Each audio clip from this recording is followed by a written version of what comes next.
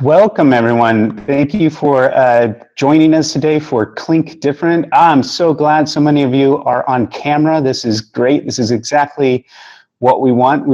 This tasting is all about interacting with the producers today, asking questions, and so we're really glad to see you all and have you on camera. I see some friends here. Hi, Jennifer. Nice to see you. Hi. I see two Jennifers that I know. Hi. Welcome. Well, this is Clink Different, and let me tell you what that's all about. This is a campaign that's funded by the European Union, and it brings together wines of Bordeaux and the wines of Germany. And I've done a few of these tastings now already, and this has been really fun and interesting to do. The whole idea is that we start to think maybe differently about these two wine-producing places, these two very famous wine-producing places, sort of in a new format and new way. So, and the whole idea is we're going to take you, what we would like to do is take you physically to Bordeaux in Germany, but in lieu of that, we're going to do it virtually. And so the whole idea is that we'll be taking some trips to these producers' wineries. And with that, I'm going to kick off hopefully you've all got the wines there. I'm all set up and ready to go, so I can't wait to start tasting. But let me jump into this presentation so we can get started and start introducing our fantastic panel today. All right, so just for your FYI, this webinar is being recorded, so just be aware of that. Please use the chat if you have any questions, and we want to make this really interactive. So type those into the chat at any point you like. We'll try to get to those questions throughout the presentation. I've also left a little time at the end, hopefully, so we can get to any questions or comments that you might have about the wines. And we want it to be very interactive, so maybe we can start warming up the chat. If you'd like to taste one of these wines with the producer, I invite you to do that. So maybe type that in the chat if you want to jump in and get things going with our tasting today. I want to introduce the panel today. We have 6 fantastic producers represented today. I'm going to start with Brett Halby. Brett is here representing Moselland, which will be our first wine of the day. But Brett, thank you for joining us. Maybe you could say hello to everyone. Thank you. Hello. Welcome, everybody. We also have Damien Landouard from Chateau Auguste in Bordeaux. So Damien, would you say hello? Yes, hello everybody. Welcome to the webinar. Thank you. Fantastic. We also have Yannick Habler here from Weingut Franz Keller in Baden. Yannick, would you say hello? Sure. Hi, everybody. Great. And we also have Elodie Miad. Elodie, I hope I pronounced your last name correctly. But Elodie is here from Chateau Racugna. Frank Hayden. Frank, I know, is here because we saw him just before we started. Chloe, did he join us? He'll probably join us in just a moment, but Frank is here, and we also have Jan Thiempont. And if Jan is joining us, already say hello. If not, we'll get to Jan in just a moment. Okay, great. So here's the game plan for the tasting today. I've selected a few topics of conversation, and I really want you to know that these are just really just sort of some starting points for conversation. So if you'd like to, if you have any specific questions for our producers about their regions, about the wines that they produce, feel free. We don't necessarily have to stick to these themes necessarily, but I've paired a producer from Germany and a producer from Bordeaux to tackle each of these themes, and so that's how the tasting will progress. And with our first 2 producers, I wanted to talk about this idea of marketing to a new generation of wine lovers. With our second pairing of producers, we'll talk about wines for all and climbing this quality pyramid. And finally, we'll end with classic regions for modern markets and get to a little bit of Q&A at the end. And with that, we're going to jump right in to the tasting. And let me first introduce to you the wineries that we'll be visiting for this first theme. So with Brett and Damien, we're going to be talking about marketing to a new generation of wine lovers. And the whole idea here is we're taking a trip. So the best we can do for this format is to just take us there virtually through Google Maps. But first, we'd like to locate the winery of Moselland, which you can see is on the Mosel near Bernkastel-Kues. And there it is. This is a very big cooperative that produces lots of wine, really excellent quality. Though the wine that we're going to be tasting is from the Rheinhessen. So we'll be getting to that in just a moment. We're also going to, with this theme, visit a producer from Bordeaux. It'll be Chateau Auguste, which I've indicated on the map here. Damien, you'll have to tell me, I think this is Entre deux Mers, is it not? Yes, it's Entre deux Mers, you're right. Oh, excellent. So between the Garonne and the Dordogne River is where the winery is located. And there we have the chateau in Saint-Aubin-de-Bran. And I just love this. This theme is all about kind of marketing to a new generation of wine lovers. And I just love some of the imagery that you have on your website and the marketing materials you have there. So these are the two wines that we'll taste for this first part of the tasting today. It'll be a wine from Moselland. It's the Flower Garden Riesling, which I have right here. And we're also going to taste the Rosé from Chateau Auguste. And what I'd like to do is invite all of you to taste along with us. And Brett, hopefully you've got the wine right there. Yes, excellent. So you'll be tasting along with us. Could you, first of all, introduce us to the wine, what Moselland is all about, and tell us what we're tasting? Sure. Today we'll be tasting Moselland's Flower Garden Series Riesling. It's a beautiful representation of Rheinhessen Riesling. Moselland, as you were mentioning, is a large co-op.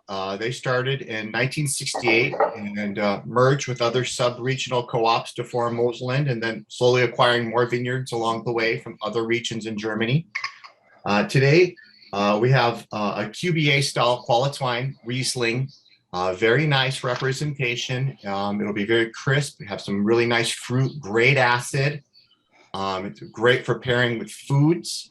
This particular all stainless steel, of course, so emphasis is just on the fruit. So you get the great fruit flavors you would expect from this region. Great citrus on the nose. And then one thing Rheinhessen is known for is having some great stone fruit flavors that really predominantly come out that overtake the citrus flavors. So you're going to get some great peaches. Sometimes a little bit of apricot will come through to you.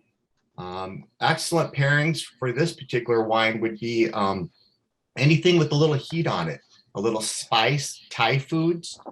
We have several Mexican restaurants here in California that actually pair their chili relleno with it, and it's a spectacular pairing.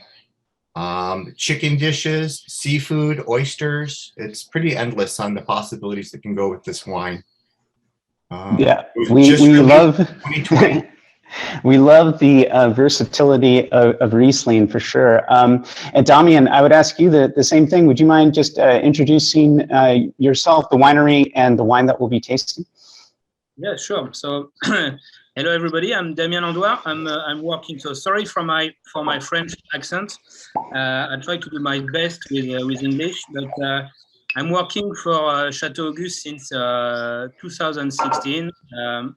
And located in Entre deux Mers. And in 2016, we decided to make a Bordeaux rosé, but with direct pressing. So we choose a selection of plot for making the best of what we have on the estate, and we decide to make Auguste rosé different in 2016. So it's direct pressing. It's from Merlot and Cabernet Franc and Cabernet Sauvignon grapes. It's direct pressing, very cool temperature during the fermentation after to keep the fruit, and we try to make the rosé very fruity and very crispy. So try to make light color, so it's difficult because Merlot and Cabernet are grape variety who are making naturally a color. So we are trying to be close to the colors, to the light rosé color. What else? I don't know if I tell everything, but Well, Damien, so you already mentioned it's Cabernet and Merlot. What is the varietal breakdown here? The cepage. The cepage, so it's 80% Merlot, 10% Cabernet Franc, and 10% Cabernet Sauvignon. Okay, So and I also wanted to say, you mentioned that it's direct to press. I think it's important to sort of emphasize that when it comes to rosé from Bordeaux, because oftentimes we find a saignée, but this is grapes that you've grown specifically to produce the rosé, and you're producing it in this very intentional way with direct to press. yes, it's very important because I'm trying to be sure that the time we harvest the grapes to the time it's going to the press, there's not more 3 hours, because I'm very I want to be very precise with oxidation and to be sure that we are keeping all the fruit and for the color, having no orange part on the color. And after, in terms of fermentation, it's very long because we are fermenting at 15 degrees Celsius, so it's very low for yeast, and fermentation keep 3 weeks to 1 month. So it's very long, but it is the best way to keep the fruit and having a very pure rosé. Great. I wanted to get back to kind of this theme that I picked out, this idea of marketing to a new generation of wine lovers. I can say that, I mean, everyone on this call is from the trade. We have some sommeliers, retail, maybe some journalists here as well. And we kind of all go through a certain classical style of wine education where we study wine regions and producers and classifications, for example. But these two wines have really done an excellent job of marketing. And I think there are a lot of people that, especially consumers, that buy wines based on the beautiful packaging. Can we talk about that for a second? Maybe Brett, start with you. What are you doing to market to this sort of new generation of wine buyers that maybe isn't necessarily studying the wine region or classification, but they're looking at other things? One thing we've noticed is you mentioned about the packaging is definitely eye-catching. First thing they'll notice. Another thing that this new generation of wine drinkers, every generation, it seems like they do want more knowledge. They do ask a lot more questions. They're very interested in the process of the wine, the varietal, how it's grown. They have a strong online presence. So basically social media will be the biggest promoter with this new generation of wine drinker. They're seeing it on all their platforms. They're also now seeing TikToks and things on cooking tutorials, which is really bringing in the wine drinking experience to a whole nother level for them, with starting the pairings and enjoying wines with their favorite dishes, or even trying a new wine with a dish they never thought would go well and being pleasantly surprised on what they're finding out. Mm-hmm. And, you know, probably before the time of Robert Parker, I mean, I think most American wine consumers learned about wine from their wine merchant, probably the wine merchant or the sommelier, whoever they were buying wines from. And of course, we had that phase where it was all about ratings, and it seems like we maybe have transitioned a little bit beyond that now, where I think that's great that you're bringing up these online platforms. Things like Vivino are very, very successful. So this is sort of a new direction, I think, for the marketing of wine in the U.S. Extremely new. It's exciting. It's immediate. You make your it's at a click of a button. They have what they want. All the information is out there for them. Online sales has been increased since 2016 to over 65%. So the internet has really expanded our reach to get out there to all these new wine consumers and get them excited and wanting to try new wines. Like for Riesling, our biggest hurdle for Riesling, to be honest, is getting their try Riesling. Unfortunately, that stigma of all Riesling is sweet is out there. And we've lucky that so many people are educated now and they're reading more, and the various classifications of Riesling, how it can be from bone dry to incredibly sweet. And so we stick towards the middle of that road. So we like QBA qualification, like this Flower Garden wine. They're more fruity than sweet. And I think sometimes people's palates get a little confused when they distinguish between sweet and fruity. And so I like to say it's more fruity than sweet. And it's got that great acid that you'd expect from a Rheinhessen Riesling. Yeah, and Damian, speaking of internet marketing, like when I went to your website to research your wine, it's just beautiful. Like you obviously pay a lot of attention to that, not only on the label, but in your digital marketing tools. Would you like to weigh in on this topic? Yes, sure. We we are managing all the social media and the website from US because all the team are working in US. The owner of August is from Miami, and we are. I forget to tell you that all the estate is organically farming. So that's very important, I think, new for the consumers. And we are trying to make something very pure, very nice as the wine inside the bottle. And the nice things too, we are since last year, 1 year and a half, working with Boys to Men. I think you know the famous boys band, in US. Yeah. And we are creating a brand Boys to Men with rosé and red from August. And it's just a nice story because I'm starting since 4 years to work with music on the vineyards, with frequencies and trying to understand how to make the vineyard in better condition and have a better immunity on the vineyard. So and Boys to Men likes the way to put music on the vineyards and start with us to make a brand called Harmony by Boys to Men. So it's mainly in US, and it's from Chateau Auguste. So I'm quite proud about that, and that exactly the way we want to promote Auguste. It's a nice product. It's a very fresh rosé, and it's a way to come to the young consumer and people who wants to eat healthy and have fresh food and nice wine to start with the consumption of wine. One of the things I love about these Clink Different tastings is that we've been doing is that we are looking at the entirety of the German wine production, or the entirety of Bordeaux wine production. And these wines that we're tasting right now are really, really important to the market. The other thing I would add is that there's real authenticity behind both of these wines. They're both extremely well made. But you're using some creative ideas to get them in front of consumers and to market the wine. So that's what I appreciate about the first two wines.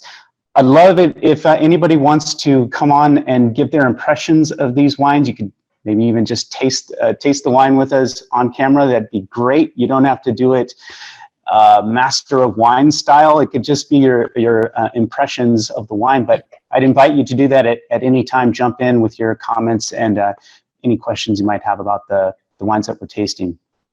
Anyone brave enough, or should I call on one of my two Jennifer friends?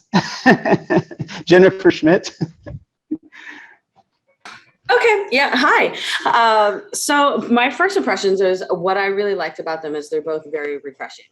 I was really pleasantly especially with the Riesling. It was the first wine of the day. It's 11 o'clock, and I would be very happy to continue to enjoy this with my lunch. And that's what I really enjoyed about it. It has really great aroma and really nice acidity. And I think this is a type of wine that is a really good gateway to really make things approachable, not overly sweet, which is nice because it kind of continues that conversation about how Riesling isn't always having to be super sugary sweet, which I agree with you, Jesse. I think people, their impression of what sugar is very skewed.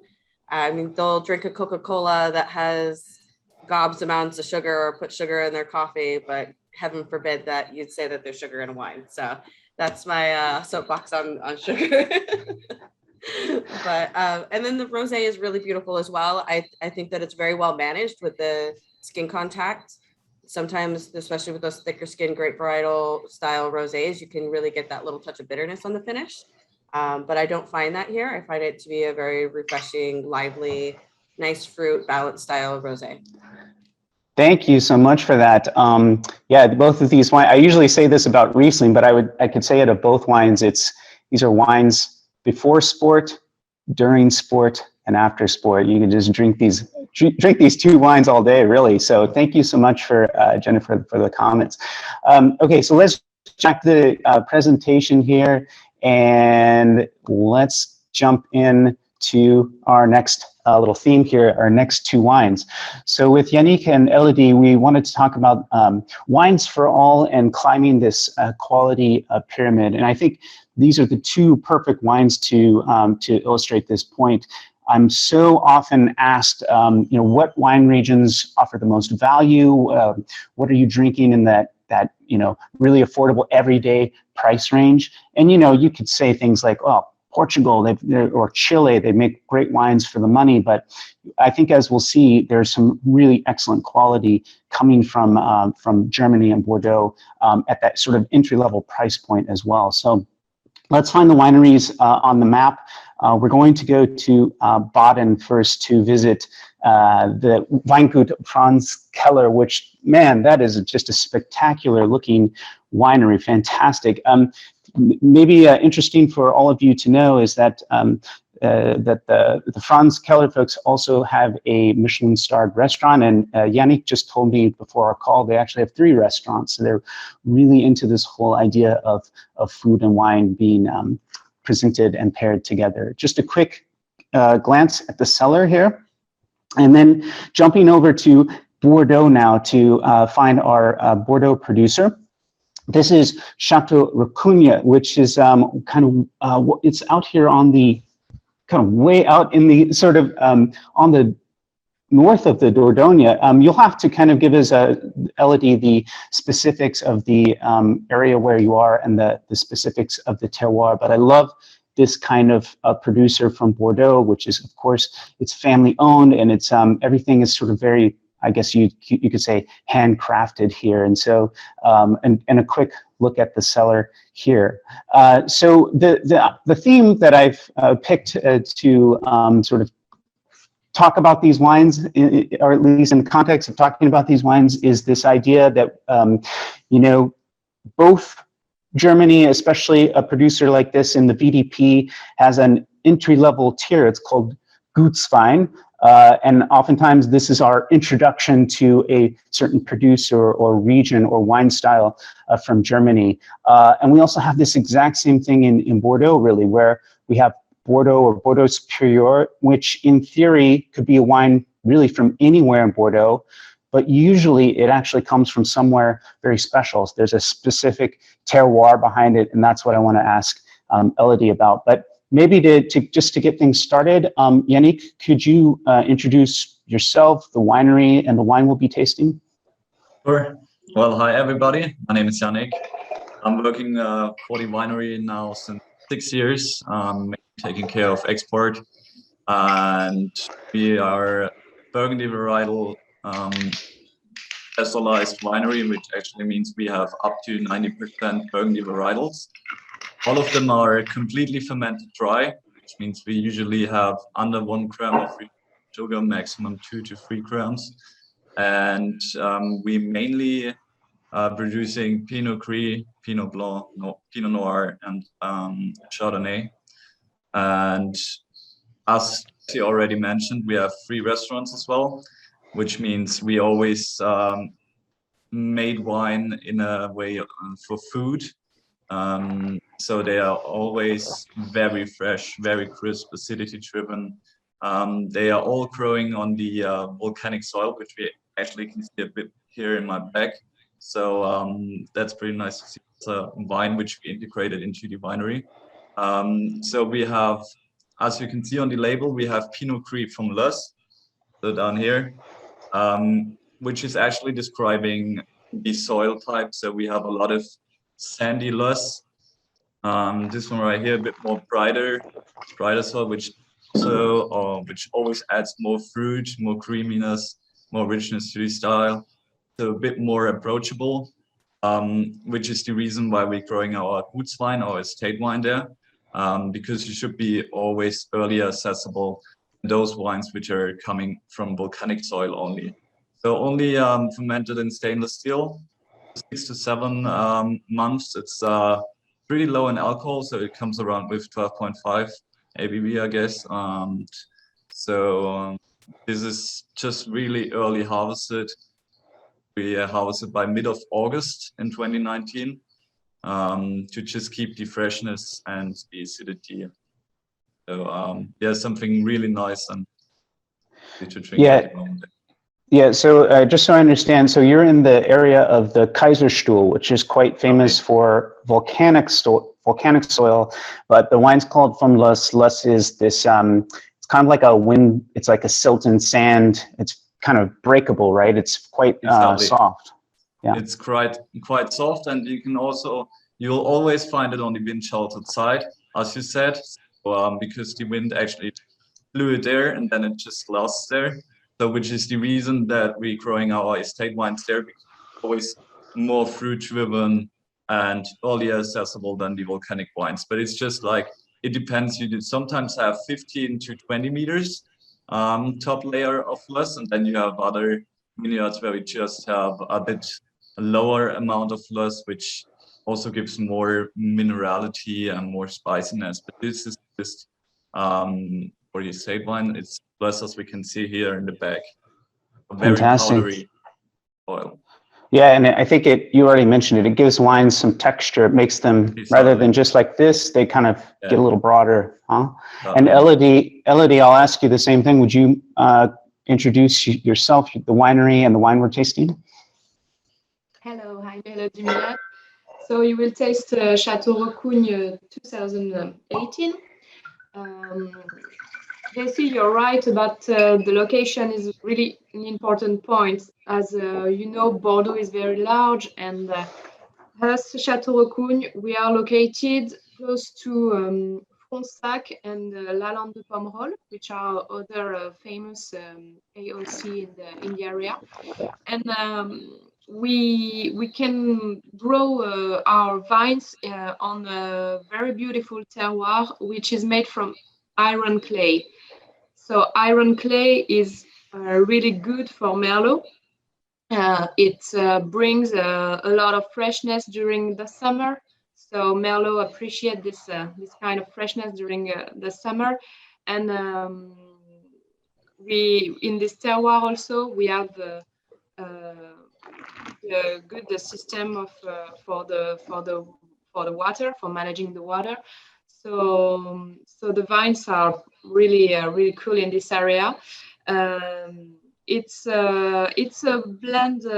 It's a blend of 86% Merlot, 9% Cabernet Sauvignon, and 5% Cabernet Franc. So you will feel the dominance of the Merlot during the tasting. We produce full-bodied wine with really fruity notes of blackcurrant, blackberries. It's really a question of terroir. Our aim is I work with my brother Marc. He managed all the vinification process, and I manage more sales. But we work together. We are the fourth generation now, working wine growing and fourth generation of winemakers on the estates. And our aim of every day is to keep all the tradition of the family, but to bring little details, to work on each details every day. Maybe our generation brings this kind of work to focus on each details, to be very precise, and to produce affordable wine, very approachable. As you said, Jesse, is like an everyday wine for us, but it's really what is important is to keep a very good quality every vintage, to be able to have a loyal consumer on this kind of wine. And it's really not complex, but it's a traditional Bordeaux. So you feel the tannins, you feel the acidity. It's wine you can cellar. Of course, we have pretty good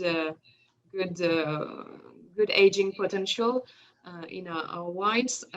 But the aim is also to give to the consumer a drinkable wine today. You taste the 2018, so it's quite a young vintage for us, but it's already drinkable. That's also all the details we improve with my brother. Be And- able to offer drinkable wine, young drinkable wine. And the thing that that I would like to ask you about this is, you mentioned the acidity of the wine, but it's really quite fresh. It's from a very warm, dry vintage, 2018.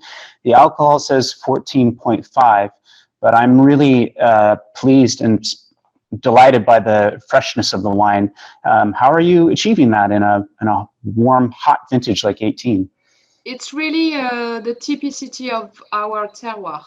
The iron clay brings this acidity to the wine, and that's why we can produce wine with good aging potential. The acidity level is for sure. You need acidity to keep the wine and to keep this freshness.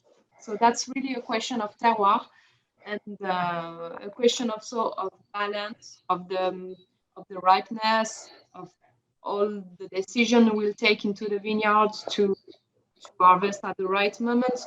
But really, acidity comes from this iron clay.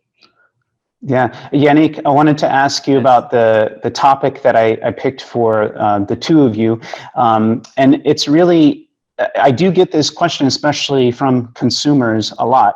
What wine regions produce great value wines to drink every day?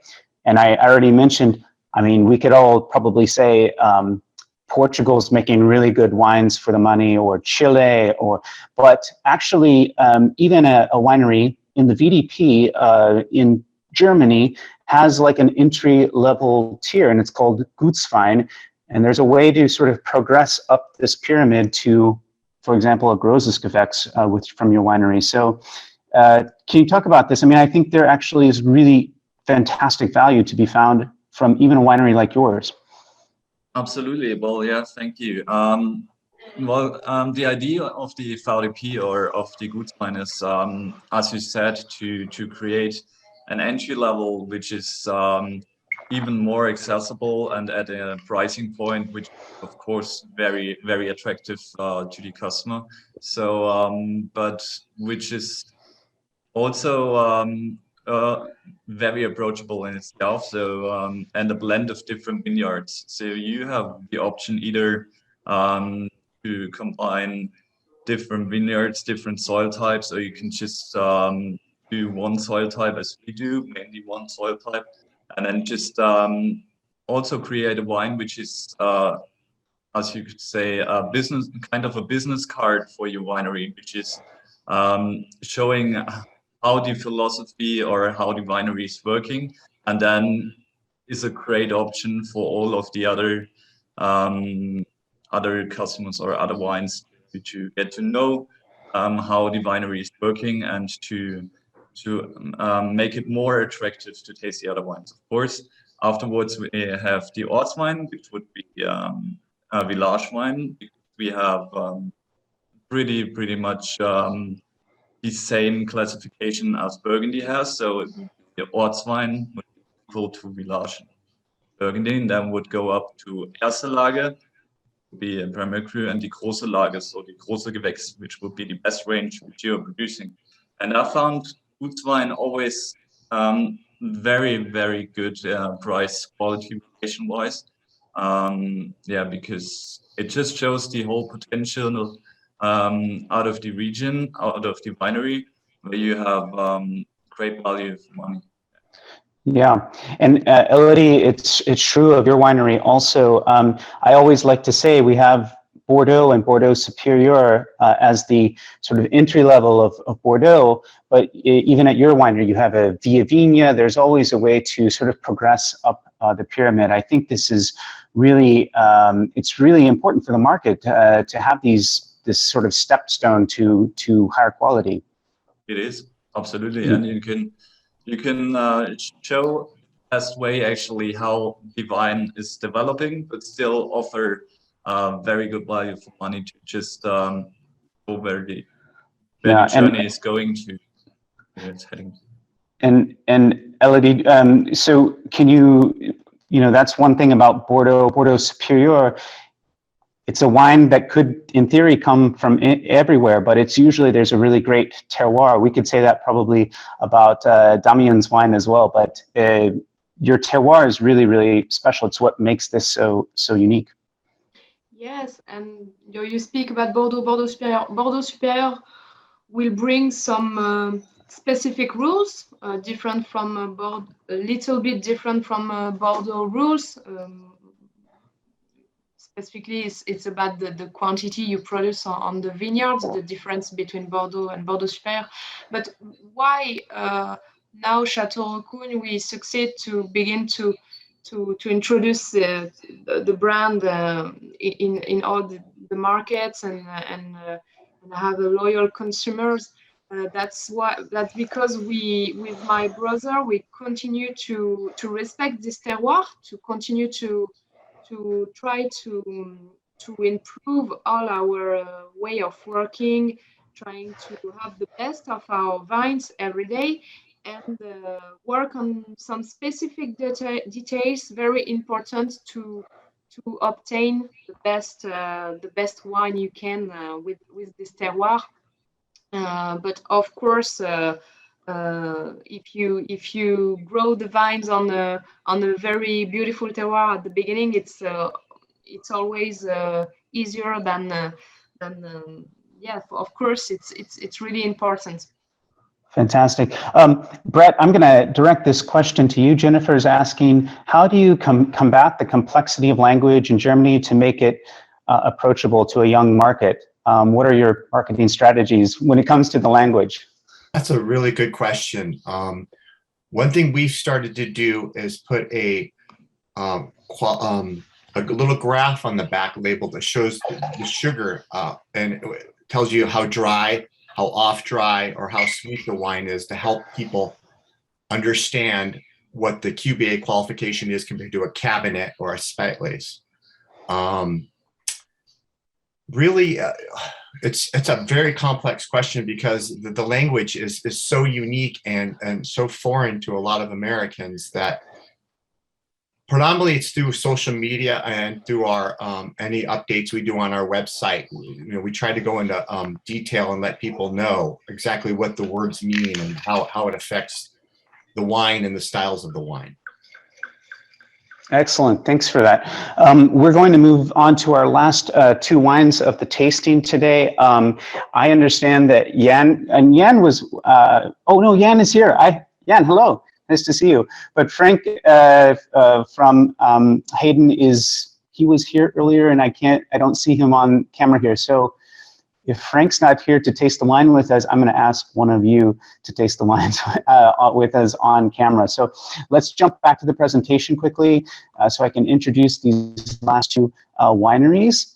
And here we are jumping to this last topic that I wanted to speak about. So our presenters were Frank Hayden and Jan Thiempont. And the whole idea here is just to talk about these classic regions producing pretty classical styles and appellations for modern markets. That was my idea for this next pairing. So let's locate, first of all, the winery. We are in the Rheinhessen, so with Dr. Hayden, and this is right on the Rhine River in Oppenheim.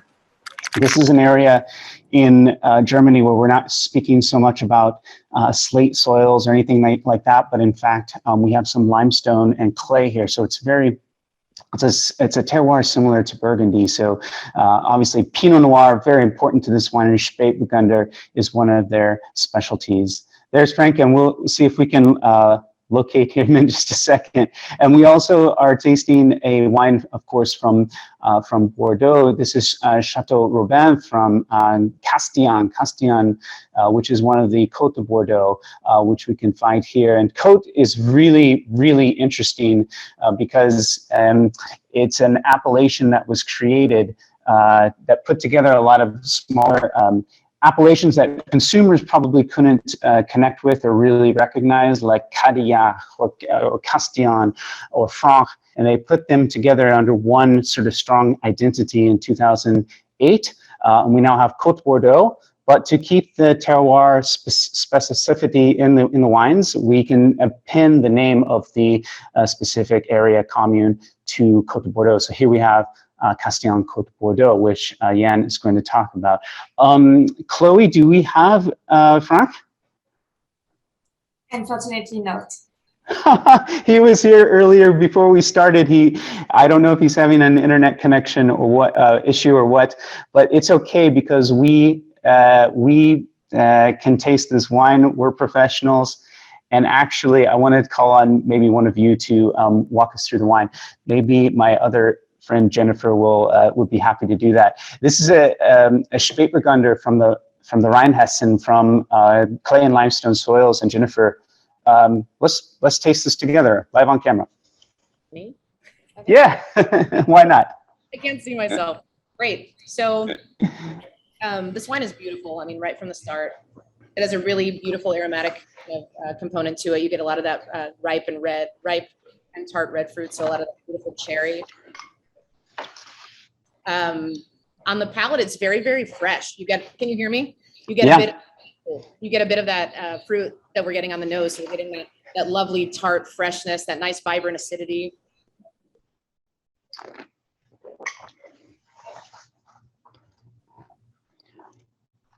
I love the lingering finish. I feel like it has a really beautiful texture as well. So I find that it's the acid, the kind of the touch of tannic quality, it's really balanced and well made. So you get a very long, beautiful finish. I also find that these particular wines are so much fun to sell on the floor because guests aren't particularly familiar with Pinot Noir from Germany. And so it's something that's exciting to sell and something to really introduce them to and open their eyes to also what's being produced in Germany, aside from the familiar varieties. Yeah, and maybe Yannick wants to weigh in this as well, but Germany is now the world's third largest producer of Pinot Noir, and of course, with a changing climate, the quality of Pinot Noir coming from Germany has never been better. So, Yannick, you sort of specialize in Pinot Noir. Want to maybe weigh in on Spätburgunder from Germany? We do, yeah. Well, I think there's been really, really high quality change for Pinot Noir or Spätburgunder in Germany. So we've been doing a lot on clone selection. We've been doing a lot on vinification.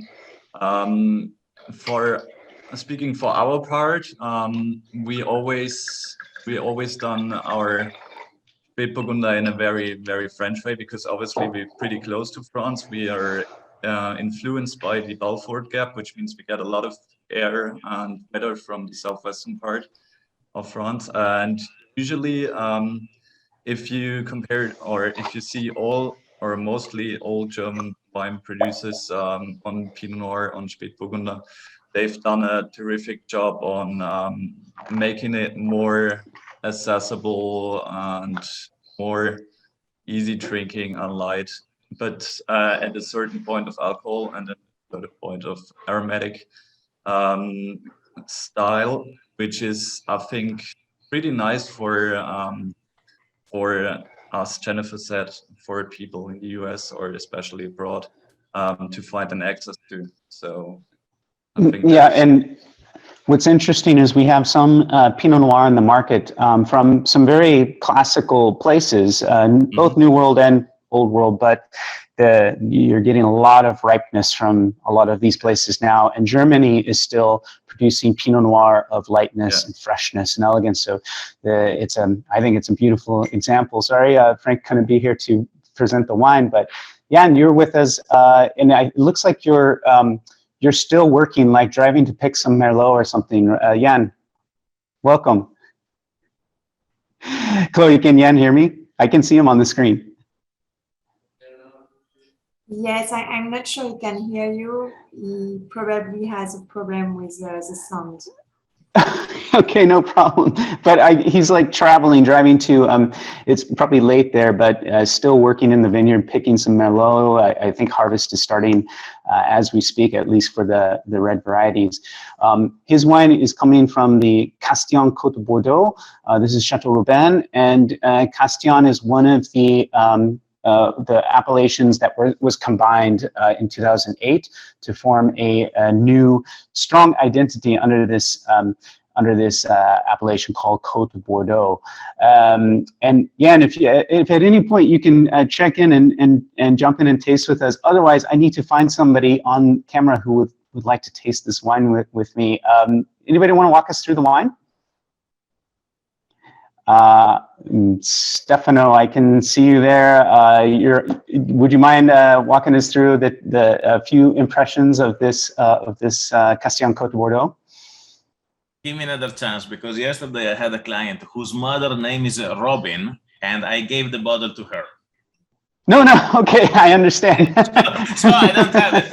But the temptation was great, to just make someone happy. Oh, it's my mom's name. Okay, just take the bottle. I got another 5. So. Well, it went to a good home. It sounds like. I can see. And I really appreciate it. I can see Marcella. Marcella, would you mind tasting the wine with us?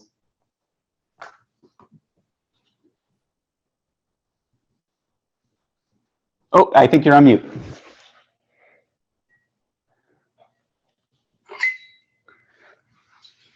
Oh, Marcella, I think you're on mute. She's fixing that. Hi, hello. Hi. So, well, for me, the wine is gorgeous on the nose. Lots of fruit. Shows some really, a lot of youth still. Has a good potential to age. Really balanced. I mean, a great example to sell to the customer. I work for a retail shop, and I think this is an amazing wine. Really, I mean, characteristic of Bordeaux. I think it's like a good example of wine that really showcases the, I mean, the quality of the region. And yeah, for me, it's a great wine. I completely agree, and it's another 2018, which Elodie, we were speaking about. Lots of, I mean, it's a dry, warm vintage, but this wine has great freshness and elegance to it. It's so surprising to see from Merlot, but I think, once again, it has a lot to do with terroir. One thing about these Côte de Bordeaux appellations is they tend to be really nice terroirs on the banks of the rivers with alluvial soils, and they just tend to produce wines of this style. So, well, I'm sorry, we had a few technical difficulties with our last 2 producers there. Jan, we can see you, but we can't hear you. So thank you for joining us. And were there any other questions for our producers? Feel free to type those in the chat or just to come off of mute and ask anything you like. I do have a comment on for Brett. Can you all hear me? Yeah, because yes. I'm about to ask about the because since Riesling is a wine that can really from bone dry to really very sweet, and considering that you're trying to reach many people, young people, people who don't, because we who work with wine, who love wine, we have ways to find the sweetness level on the Riesling if it's not really written on the bottle. You said that we have been working on trying to create like a scale for the back label. I didn't see this here, and I was going to ask you about that. And I think this is really something that you should consider putting in all your bottles, because I think it helps people to get wines from the shelves. In the case of Riesling, I think it's very important for the American market right now. I agree with you. We're slowly transitioning. We're going to slowly transition that to all our back labels. We do have it on our Trocken from Moselen right now. That was our first one because of the word Trocken in the United States. Many don't know what it means. But yes, you bring up an excellent question, showing the sugar scale for people to understand the sweetness levels of the wines. Yes, we will definitely be doing that.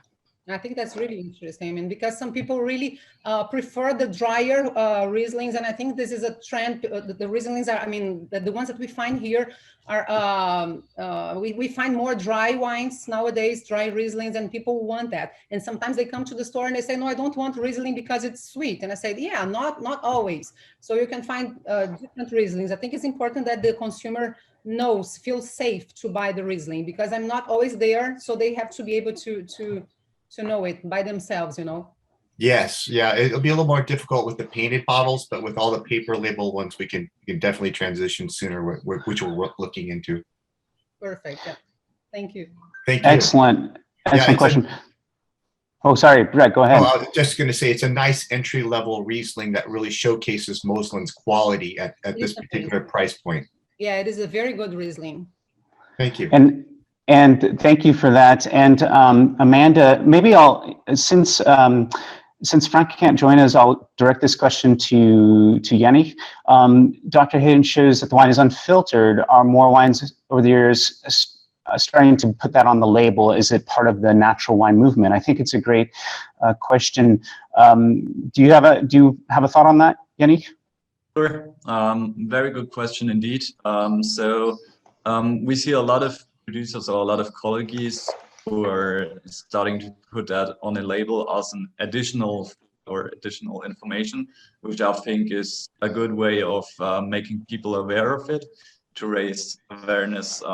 So for our wines, all of our reds are unfiltered, bottled unfiltered, or fermented spontaneously. And I can see that, especially in export, there is a higher request for having low sulfur, or as you said, unfiltered, or of course certification, organic certifications and stuff like that. So I can see that is for sure information which we're gonna see much more on the label for German producers. Yeah, thanks for this. And it just reminds me, we haven't even really talked about this theme that I picked, but the whole idea for the last two wines that we tasted was classic wines for modern markets. And I think these are some of the ways that these classic wine regions are reaching the modern consumer today, is to make the wines just in a generally more of a natural way, but also we've been talking a lot about marketing today and how to communicate with the consumer, and just simply by putting that on the label, it really helps sort of drive home the fact that these are very handcrafted wines, not manipulated so much in the cellar. They're authentic wines of expression of these two wine producing places. So I think it's a good place to end our tasting and our conversation today. I want to thank the fantastic panel today. So Brett Halby and Damien Landouard, thank you so much. And Yannick and Elodie, thank you so much for joining us. And Frank, if you can hear us, we love your Spätburgunder, so thanks so much. It was fantastic. And Jan Thiempont, I can see you, but we can't hear you. So on behalf of Jan, I want to say thanks. So we hope you enjoyed the tasting. We hope you loved the wines, and thank you so much for taking part in this Clink Different tasting today. So thank you so much, everyone. Thank you. Thank you very much.